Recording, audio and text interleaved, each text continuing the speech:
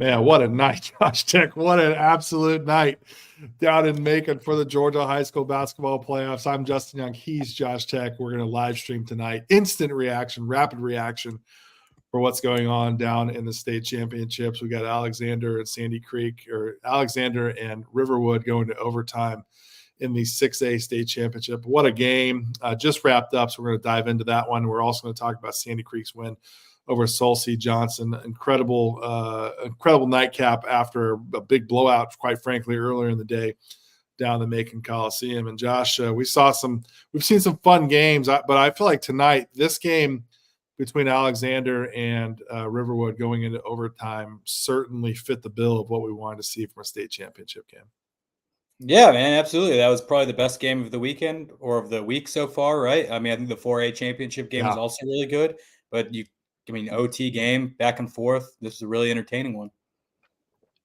I didn't think it was going to be that type of game when we first got started. It was pretty rough. Riverwood could not get a bucket. They were 0 for – I wrote down these notes. They were 0 for their 1 of 15 to start the game.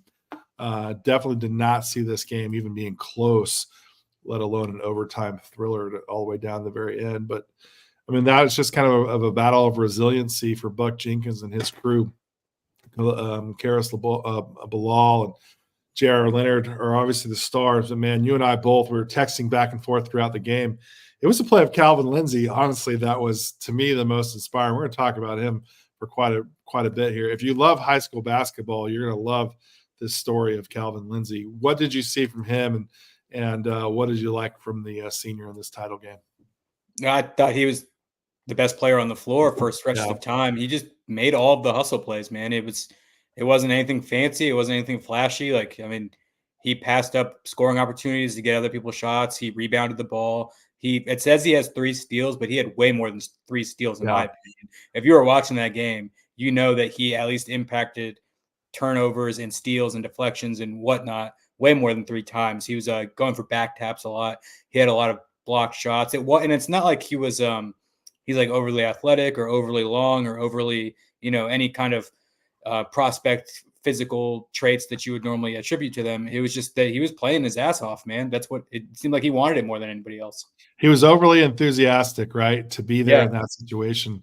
He had 9 rebounds in the game, all of them offensive rebounds, 9 offensive boards, which really that second half, I thought the second half they won the game because of that. I thought those second chance opportunities were massive. And Riverwood did a really good job of capitalizing, whether it was J.R. Leonard penetrating, getting to the foul line, which he did 25 times, 19 of 25, en route to 31 points in the championship game, or was Karis Bilal getting a look or breaking somebody down with a dribble.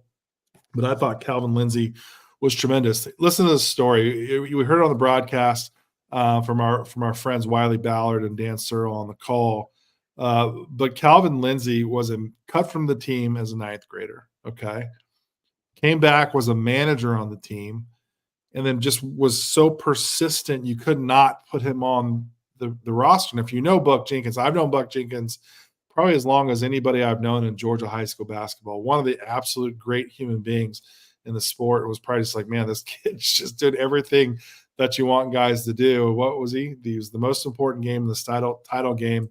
He was a state champion. He's a team captain, 9 offensive boards, and really I thought that was a serious springboard. What an unbelievable story. I hope his story goes national. I hope our friend, Ronnie Flores picks it up from Balls Live, Max Preps. I hope all these guys that cover the high school game on a national level really talk about Calvin Lindsay, because he was special, man. I thought it was one of the most impressive outings that I've seen down in Macon in all my years of covering Georgia. Such a tremendous game. Yeah, he was great. He was great. And obviously, J.R. Leonard, Karis Bilal, not their typical games. I mean, neither of them shot the ball well at all. Neither of them really scored the ball well.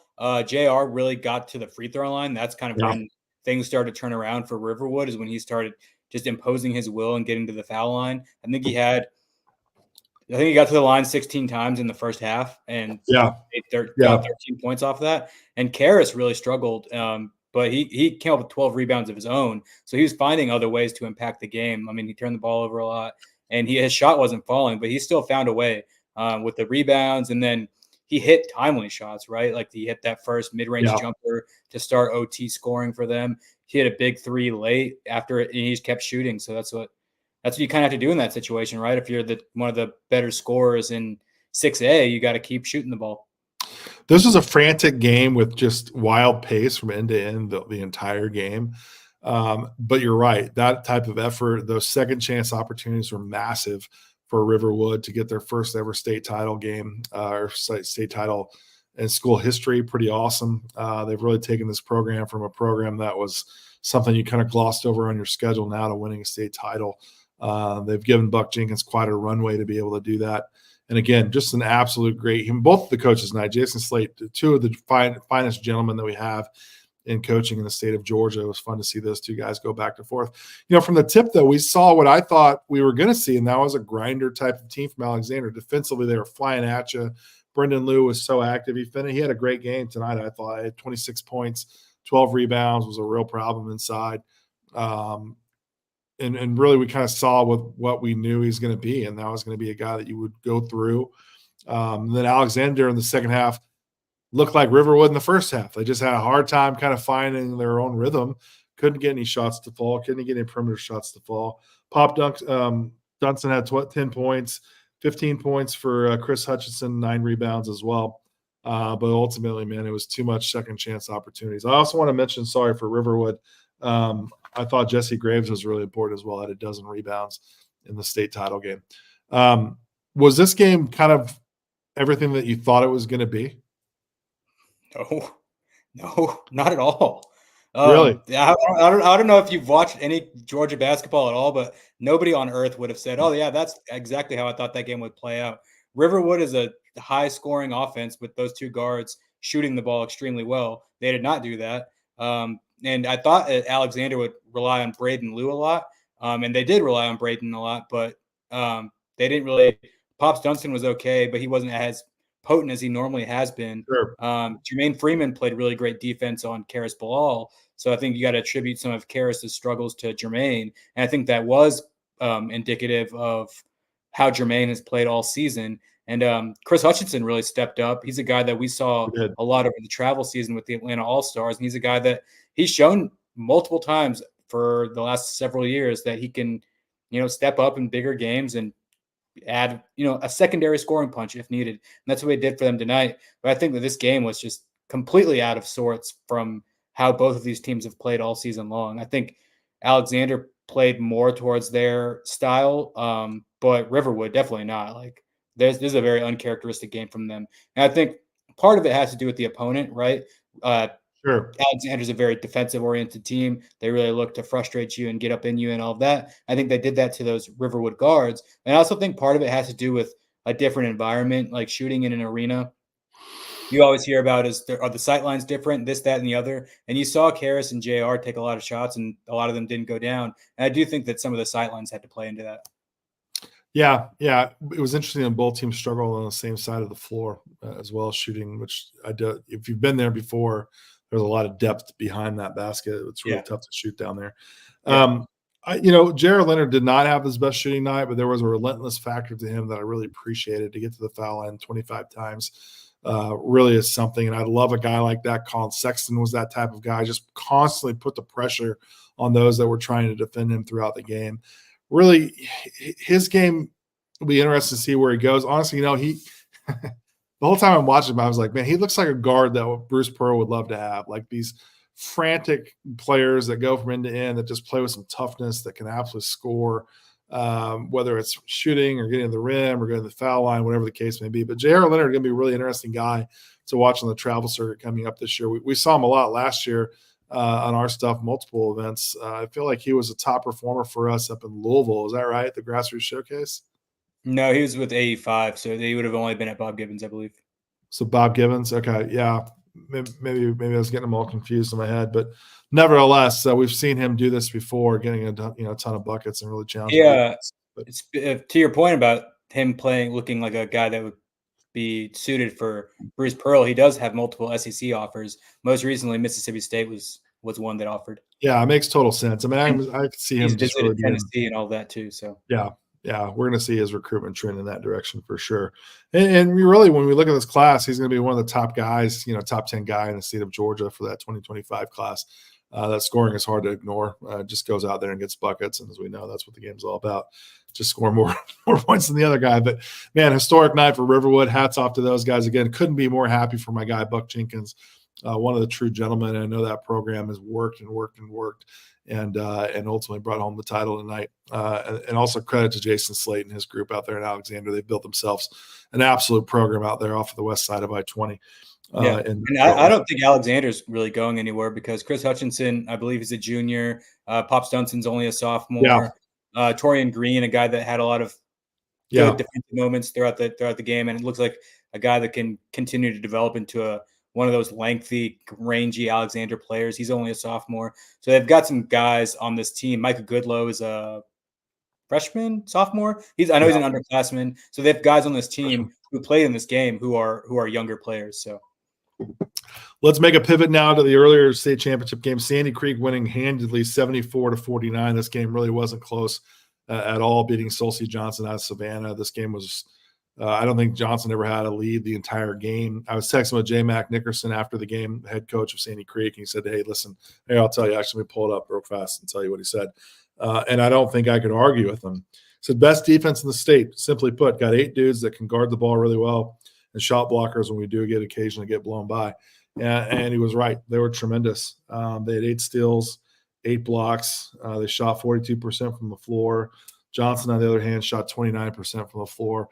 Sandy Creek I felt like they had 8 guys on the floor at all times, man. They absolutely guarded from end to end, made every single shot difficult for Johnson tonight. And quite frankly, it was a total team effort for Sandy Creek.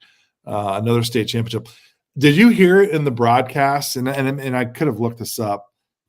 They haven't lost a region game in like 6 years. That checks out. I mean,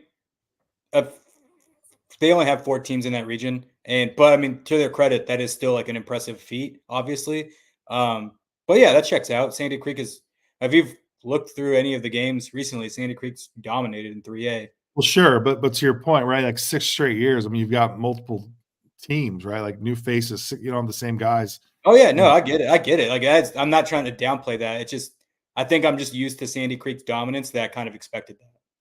Yeah, it was pretty tremendous to watch those guys get after it. Jacob Robertson, 18 points to lead all scorers for Sandy Creek. Micah Smith, 15.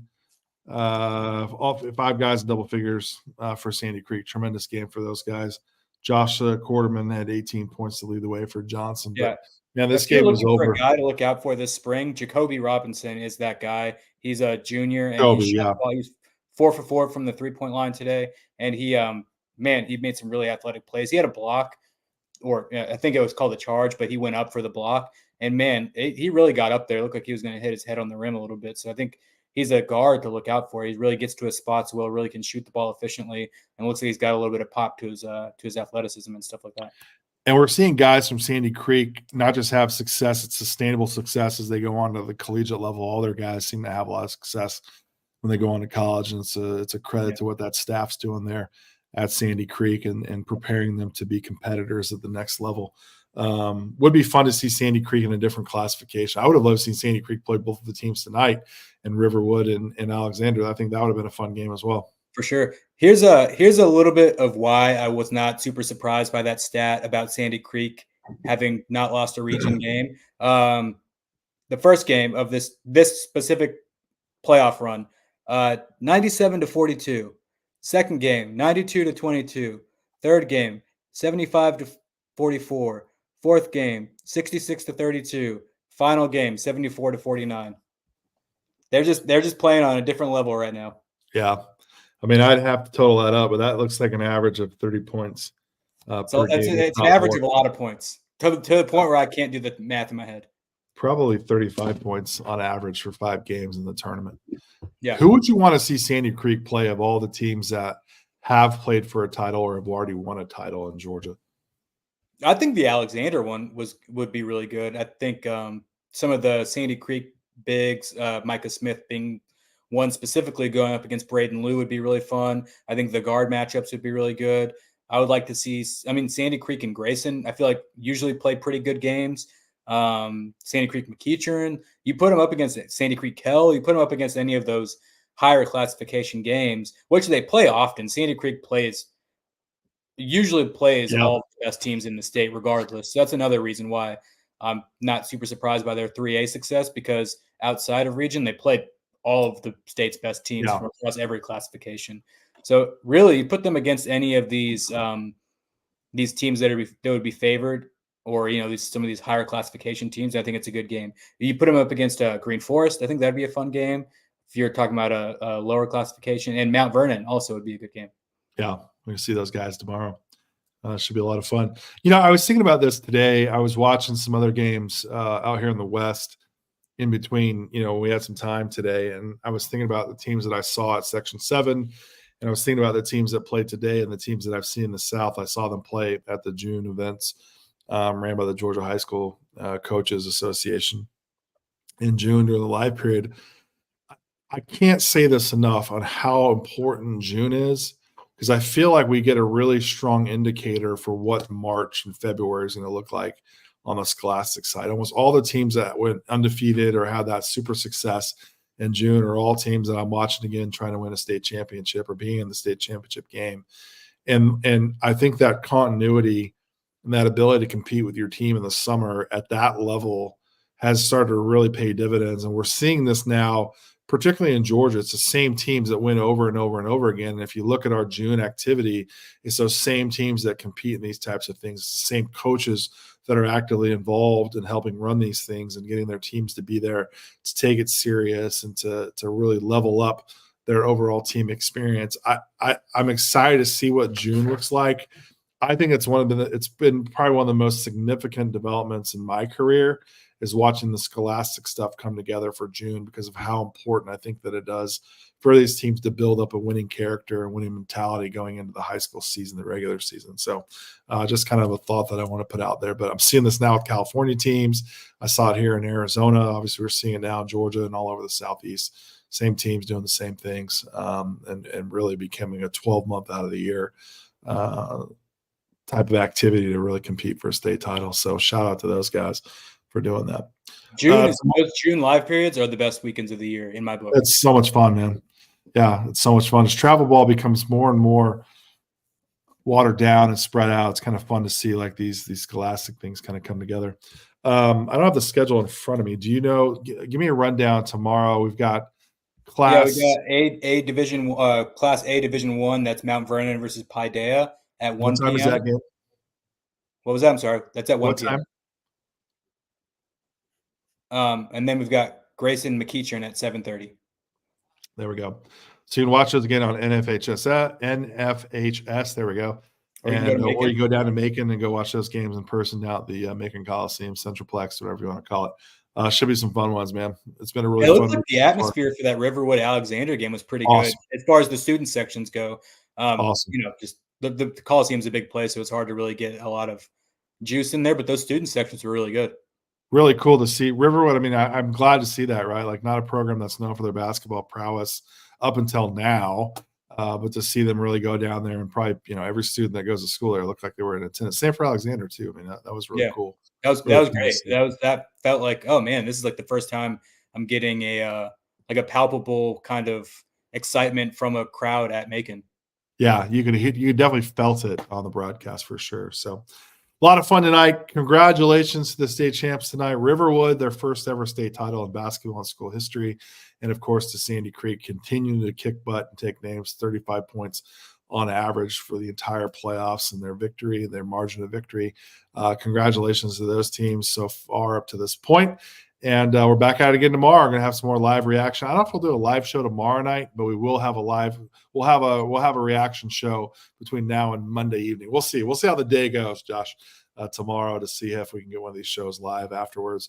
If not, we'll definitely get something covered up by Monday right here on Hoop Scene, Twitter, X, YouTube, and all the places. If you tuned in, we appreciate you watching. I'm Justin Young. He's Josh Tech. We'll see you next time. Take care.